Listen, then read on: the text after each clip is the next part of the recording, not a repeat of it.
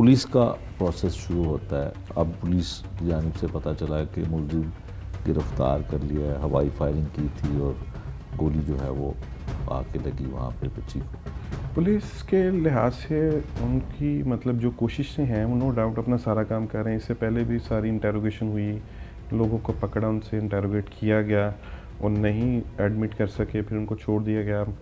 मुझे पता चला 60-70 लोगों को उन्होंने पकड़ा, ठीक है। डिफरेंट लोगों से इंटेरोगेशन भी हुई।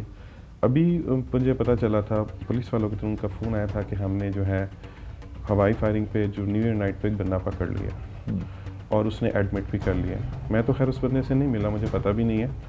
और वो कह रहे हैं कि उसने एडमिट कर लिया और हमने आगे चालान पेश कर दिया।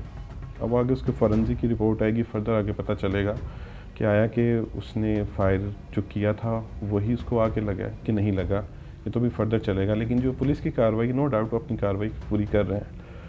ठीक है। अच्छा उस्मान साहब, ये बताइएगा कि जो एफआईआर दर्ज होती है वो ऑपरेशन पुलिस का काम होता है, फिर उसके बाद केस ट्रांसफ़र हो जाता है इन्वेस्टिगेशन पुलिस के पास।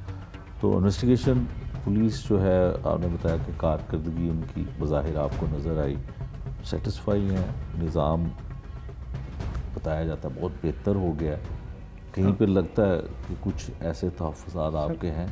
एक चीज़ होने के बाद जो उनकी कार्रवाई है वो एडमिटेबल है, जो फ़िलहाल वो कर रहे हैं। ये केस उनके पास आया है, वो अपनी कार्रवाई कर रहे हैं, तो वो अपनी कार्रवाई अच्छे तरीके से कर रहे हैं। लेकिन जो बुलेट चली है वो चली ही क्यों? मेरा भी क्वेश्चन है आपसे कि क्यों चली। अब वो जिस वेपन से चली वो डेफिनेटली नाजायज़ होगा, ऐसे ही है ना। अब वो जो नाजायज़ वेपन कहाँ से आया? कहीं मार्केट से परचेज़ किया गया।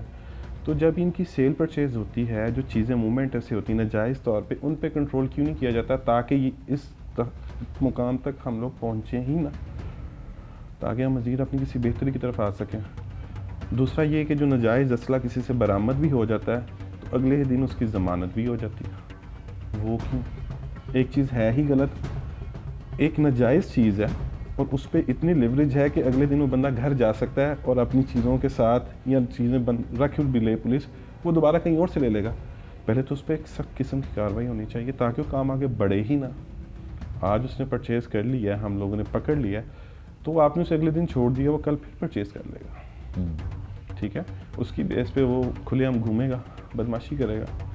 एक गरीब बंदा, कमज़ोर बंदा, एक आम बंदा क्या कर लेगा उसके आगे? तो मेरी तो ये रिक्वेस्ट है कि ये काम बेस लाइन ही पहले पकड़नी चाहिए, ना कि जब काम होने के बाद हम उस मौके पे आए कि हम उस बंदे को जाके पकड़ें। तो बेस लाइन कंट्रोल होगी तो काम बेहतर होगा।